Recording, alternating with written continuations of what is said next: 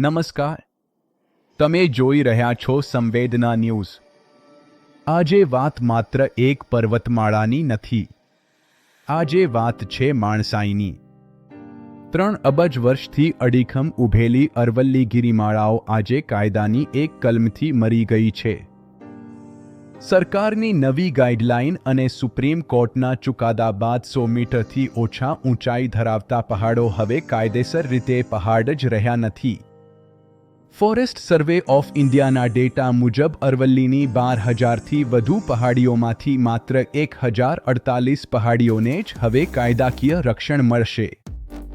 મતલબ અરવલ્લીનો લગભગ 90% વિસ્તાર ખનન માટે ખુલ્લો મુકાઈ ગયો છે।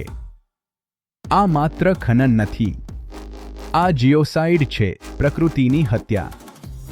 અરવલ્લી ઉત્તર ગુજરાત માટે વોટર ટાવર છે।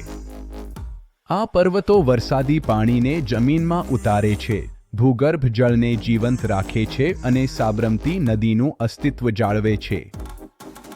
જો અરવલ્લી નહીં રહે તો સાબરમતી સુકાઈ જશે, પાણી પાતાળમાં જશે અને ગરમી, ધૂળ અને રણ શહેરો સુધી પહોંચશે।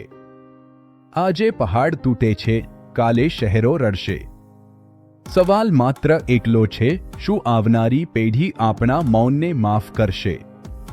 કારણ કે ઇતિહાસ આપણને માફ નહીં કરે। નમસ્કાર।